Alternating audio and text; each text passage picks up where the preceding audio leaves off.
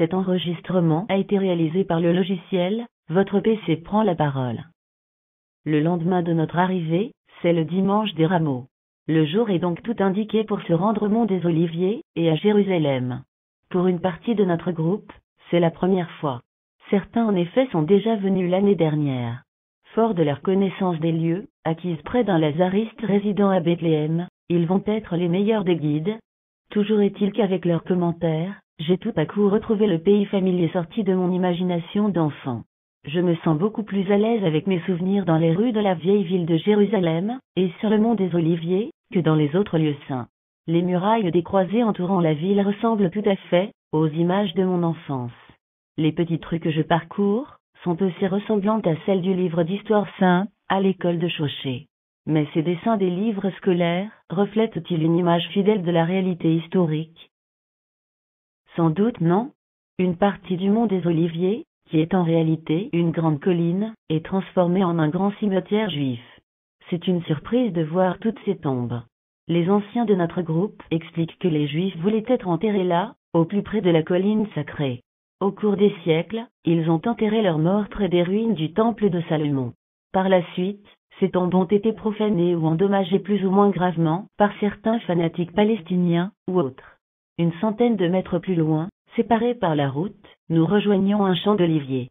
Les frères franciscains nous reçoivent. C'est le jardin des Oliviers. À la recherche de reliques très anciennes du temps de Jésus, dans ce jardin, notre marche s'arrête devant un très vieil olivier. Il a plus de 2000 ans, nous dit le franciscain. Il était sans doute déjà là, dans le jardin des Oliviers de l'Évangile.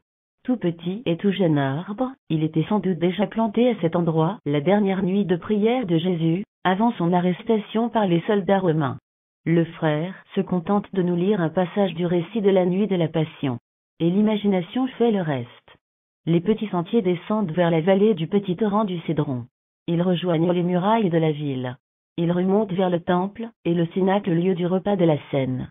Par une grande porte dans la muraille de fortification, nous entrons à pied dans les petites rues de la vieille ville arabe de Jérusalem. La rue est vivante. Des soldats jordaniens en assurent la sécurité. Il y a des boutiques, mais à ma grande surprise, pas plus que dans les rues de Beyrouth au Liban, de Damas en Syrie ou d'Amman en Jordanie. Le pèlerinage dans Jérusalem a duré plusieurs jours de cette semaine sainte de l'année 1960. Le jeudi, je crois me souvenir que ce fut la visite d'une découverte récente à l'heure de l'Antonia. La forteresse Antonia était une vaste caserne militaire située à Jérusalem, construite par Hérode le Grand sur le site d'une ancienne citadelle hasmonéenne. La forteresse a été construite sur la partie extrême occidentale des grands remparts de la ville, le deuxième, au nord-est de la ville, près du temple, et de la piscine de Bethesda. La forteresse prit le nom d'Antoine, protecteur d'Hérode au début de son règne. Palais et résidence royale, Hérode y séjourna probablement avant de décider d'édifier un autre palais, de l'autre côté de la cité. Il fit ce choix, car il avait réalisé que ce monument qui dominait le temple pouvait représenter une gêne pour la vie de la classe sacerdotale. Aussi il voulut, par ce transfert de lieu de pouvoir, se concilier l'élite religieuse des Juifs. On pense que la forteresse Antonia est devenue plus tard le lieu du prétoire. Il s'agit aussi probablement de l'endroit où Jésus a été présenté devant Ponce Pilate. Cette visite, me dit un de mes collègues d'alors, éveille en moi deux pensées. Tout d'abord, l'authenticité de ces dalles de pierre datées de l'époque du Christ grâce aux fouilles récentes et aux découvertes, me touche. Car elles me font revivre l'évangile du jugement de Pilate.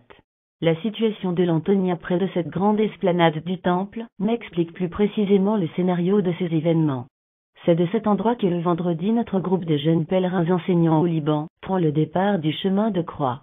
C'est dans les rues de la vieille ville de Jérusalem, parmi les habitants, devant les boutiques ouvertes des commerçants arabes, que se déroule la procession. La grande croix en bois est portée par un prélat oriental jusqu'à la basilique du Saint-Sépulcre et du Calvaire. Je pense alors avec une certaine émotion aux habitants de mon petit village de Chauchet qui sont au chemin de croix autour de l'église, ce vendredi saint à 3h de l'après-midi. Je pense à la chance que j'ai de vivre dans ces lieux saints la passion du Christ. Je saisis quelques photos avec le plus de discrétion possible, pour faire partager plus tard une partie de cette émotion qui m'envahit alors. La suite, bien sûr cette semaine, je reprendrai le pèlerinage dans les rues de cette ville qui, comme le nom l'indique en hébreu, devrait être la ville de la paix.